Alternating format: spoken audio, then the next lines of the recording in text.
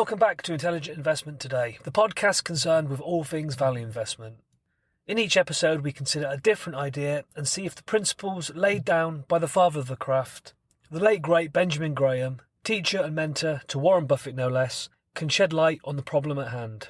In this episode, we shall consider whether the typical investor would be better served by shunning active stock picking altogether and instead invest in an index fund that invests a little in everything, thereby mirroring the results of an index as a whole. So sit back and get ready to absorb another vital lesson in the art of value investment.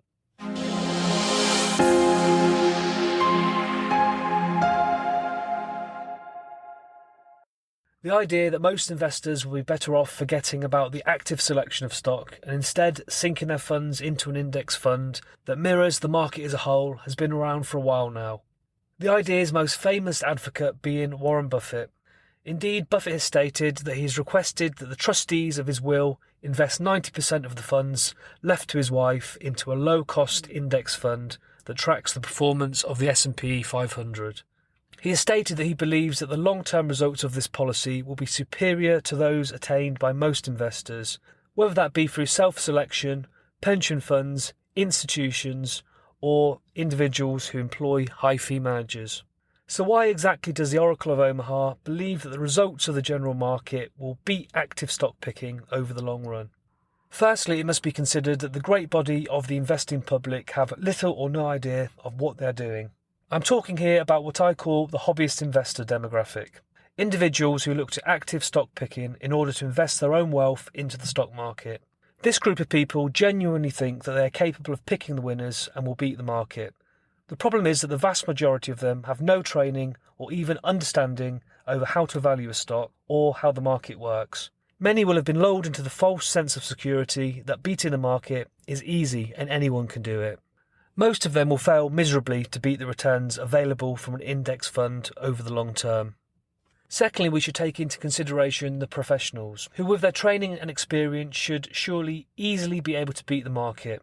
Whilst you'd think this to be true, beating the market can be more difficult than you might think. And even if a professional fund manager is able to perform this feat, it does not always result in excess returns to their client. A professional fund manager might fail to beat the market for a number of reasons.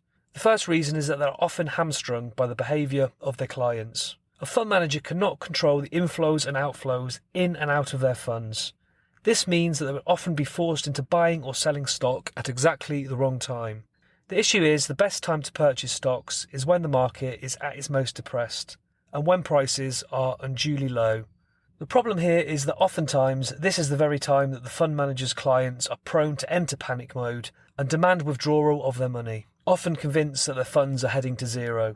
This means that in order to meet the withdrawal requests, the manager must sell stock at exactly the worst time. Likewise, often when stock markets are booming, this will be the point when his or her clients are feeling the most confident and place more money into the fund for them to invest. This might mean that the only stock available are already fully priced. So we can see that the psychological fragility of their clients and the fact that they are forced to buy and sell at exactly the wrong moments is going to act against the good performance of their fund. As well as this, and again it relates to the manager being hamstrung by the innate psychology of their clients, managers are generally forced to diversify their portfolio quite widely in order to prevent the panic which will inevitably result in mass withdrawals and thus forcing the manager to sell stock at the wrong time. A manager, like anyone else, can only ever be expected to have so many good ideas. I would say that once you get past 10 to 20 businesses you really like, then you are forced into the purchase of less exciting or even poor stocks that are going to drag down your portfolio's overall performance. The issue is that if a manager was to hold such a portfolio concentrated on the stocks they thought offer the very best performance, then this would create far too much volatility in the value of the fund. The wild swings would only exacerbate the aforementioned client behaviour, in that they would be prone to sell after big drops in the value of their funds. In order to prevent this unwanted behaviour, and in order to keep their job, a manager must smooth out volatility by diversifying quite liberally. This means purchasing stocks that they do not necessarily believe are cheap or of good quality. This will of course help prevent the wild swings in the overall value of a fund that could tempt their clients into abandoning the ship, should temporary adversity hit one of their star stocks, but it will also seriously dilute the good performance of their best ideas. The fund manager is therefore faced with a catch-22 situation. In order to perform to the best of their ability, the manager wants to concentrate the funds available to them in the handful of stocks that constitute their best ideas.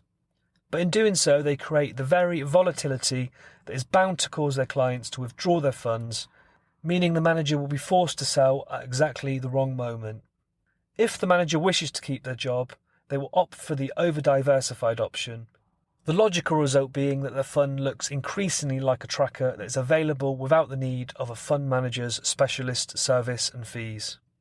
This brings us on to the next important point as to why the results achieved by managed funds often do not offer results superior to that of an index fund, and that is the important issue of management fees.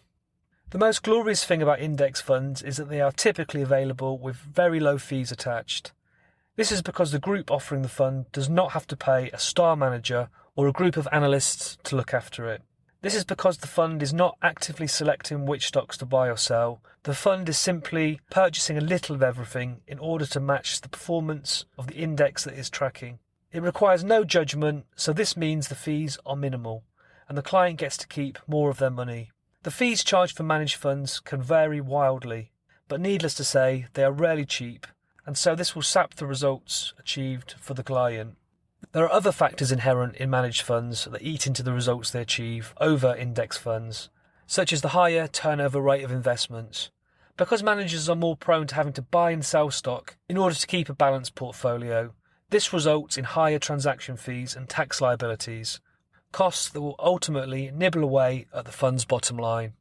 So to conclude as to whether the average investor will be better off investing in an index fund as compared to active self-investment or through a professionally managed fund, I think we can surely say that for the average investor, by which we mean the vast majority of investors, they would indeed be better off sticking to a low-fee fund that buys a little of everything and thus mirrors the performance of an index as a whole. Self-selected active portfolios are better off left to those who understand the markets and have a proven framework to which they can stick. It would be logical to assume that funds managed by professionals with the assistance of a vast team of analysts should be able to outperform the general market, but the fact is that routinely the vast majority cannot.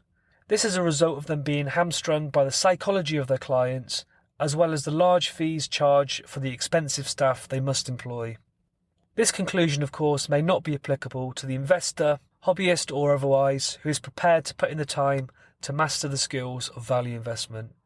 The lessons taught by Graham in his books, The Intelligent Investor and Security Analysis, provide a strong framework in which to operate. This covers not only the uncovering of bargain stocks, but most vitally, it provides a psychological framework that will allow the value investor to see their good ideas through to financial success. It may be said that beating the markets is indeed harder than it looks, but with the right teacher, it has been proven that it can also be easier than it seems. And that is all for today, folks. I hope you've enjoyed the edition. If you have and you haven't done so already, please do consider subscribing or adding to playlist. I'm David Coombs. This has been Intelligent Investment Today. Until next time, stay safe and happy investing.